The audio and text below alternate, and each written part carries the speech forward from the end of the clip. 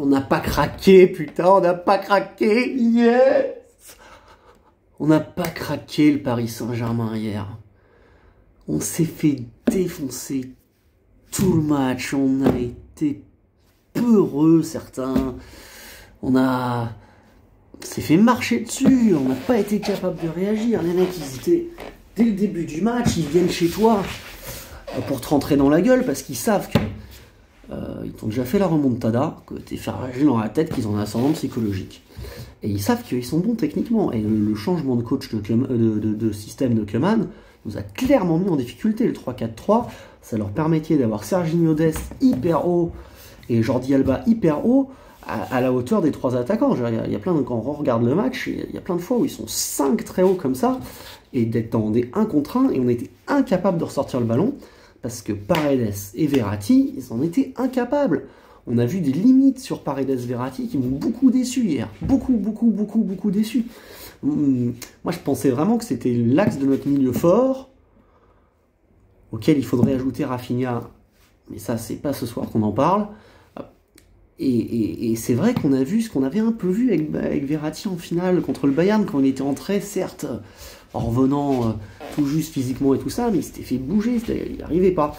Et là, hier, il n'arrivait pas à ressortir les ballons. Il a réussi à en lancer 2-3 fois Kylian en début de match, mais il n'y arrivait pas. Et bon, parce que Paredes n'aidait pas du tout. Paredes, il était complètement absent, même dans l'impact, dans le truc. À un moment, il fait un tac, il se jette, il la prend bien, heureusement, mais il peut faire rouge direct. Donc, il se jette quasiment les 2 pieds en avant sur le truc. Il m'a fait peur sur ce coup. Non, on était trop léger. Gay, bon, il fait ce qu'il peut, mais bon... Non, là, j'ai pas compris que Pochettino, quand il voit qu'il se fait défoncer comme ça, à la mi-temps, fasse pas rentrer un milieu de terrain. Draxler servait à rien. Icardi, pas beaucoup plus, mais bon, il a le mérite d'obtenir le péno. Voilà. Donc j'aurais sorti Draxler à faire rentrer Herrera, par exemple, au milieu de terrain, ou Danilo, c'était pas mal, parce qu'il apportait un impact.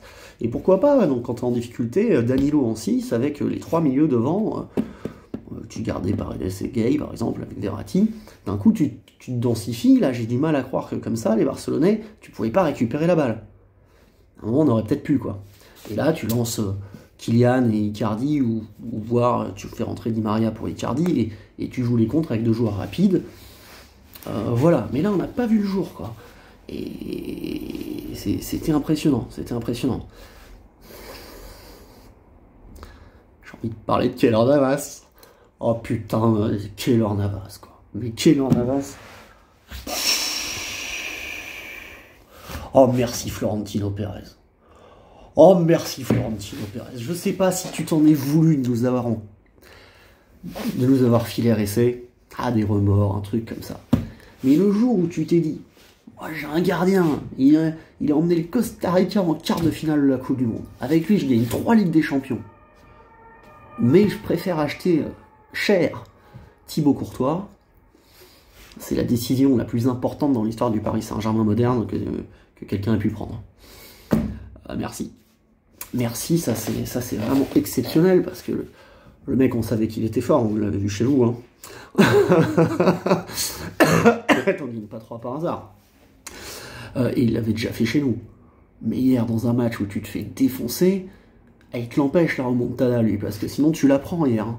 Tu la prends avec Trapp, tu la prends à Sirigu, tu la prends avec tous les gardiens, les Landreau, les Coupé, les Apoulaïdel, les Casagrande, les Letizy, les Revaux, tous sauf avec Bernard. Et Keylor Navas. m'a fait kiffer quand t'as arrêté celui de Messi. Oh là là, putain, on en avait besoin. Déjà l'an dernier, Dortmund. Eh ouais, tu la sors. Et te faire siffler, tirer, parce que ça, cette règle, c'est n'importe quoi. Il faut que ça soit flagrant, quoi. Si le gardien il avance d'1 mètre, ok. S'il y a un mec qui est dans la surface, quasi le cul sur le tireur, ok. Mais je veux dire, tu fais pas retirer des trucs comme ça pour pas grand chose. C'est assez dur d'arrêter un penalty. Maintenant, les attaquants, ils ont le droit de Zimbabwe comme ça, tac, tac, tac, tac, hop, je te fais un saut de cabriche parce que je fais, de faire des feintes. Et le gardien, alors c'est miracle quand il en sort un. Si en plus il faut les faire retirer pour des trucs douteux, franchement, ça c'est relou. Mais là, hier, il nous fait peur parce que bien sûr, les Barcelonais, ça check. Les les Barcelonais, tu peux compter sur eux pour quand même toujours se plaindre. Toujours, ça réclame, putain. C'est pas digne d'un grand club, ça. Ça, franchement, vous faites les minables là-dessus. Oh, la Juve a fait ça aussi. Ça, c'est pas classe. Voilà. Pas en mytho. Si y a. Mais non, les Barcelonais, c'est trop. Ça, au match aller, déjà, ça se roulait par terre, les piquets, les bousquettes, ça essaie d'obtenir des pénaux, des cartons, tout le match. C'était insupportable. Non, ça, c'était pas digne. Voilà. Mais la bonne nouvelle, c'est que putain, le PSG, cette fois, on a été nul. Comme d'hab sur les retours, là, comme ça. C'est vrai, Riolo, il a raison. Il y a un problème mental, on gère pas dans la tête. On a certains de l'équipe. Voilà, alors c'est vrai que Navas, Marquinhos ont répondu très présents. Bappé aussi, hein, il a mis son péno, Bappé. Hein, je veux dire, il a fait. C'est le seul danger qui venait, c'est lui. Les 3 fois on a respiré, c'est lui. Il manque le hold-up, le dehors à la fin, ça aurait été exceptionnel. Mais il fallait pas trop en demander. C'était déjà exceptionnel. Voilà, après. Sur le match, ouais, Diallo a fait une vraie bonne entrée. Courageux dans l'impact, boum. Là, d'un coup, tu vois, ça a reboosté un peu l'équipe, ça aussi. Et Danilo, pareil, quand il est rentré, il a fait du bien, même s'il est limité et tout ça, mais quand même. Di Maria a su garder un peu la balle. C'était mieux que Draxler. Ça, franchement, c'est l'erreur de la compo. Hein. Je pense que Draxler, je pensais que c'était Di Maria, et si c'était pas Di Maria, j'aurais mis Sarabia, parce que c'est un Espagnol, et qu'il faut toujours faire jouer les mecs de leur pays contre eux. Ça... Herrera aussi, moi j'aurais mis à la mi-temps pour ça, parce que voilà. Et Draxler, tu te dis, bon, bah c'est vrai qu'il joue un peu ces temps-ci, il a un peu de machin, mais il a pas de couilles, on le sait, quoi. Ça fait un moment qu'on sait qu'il a pas, il se bat pas, Draxler. Hein. Il a un talent technique fou, mais il s'est jamais battu pour sa place, le mec. Il s'en fout, tu vois, je veux dire.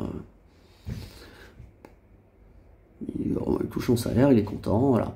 Donc hier, il est pas mauvais, hein, mais il est pas dans la niaque, il est pas à combattre, il est pas comme Keane était à l'aller. Keane, il avait été monstrueux à l'aller dans l'Impact.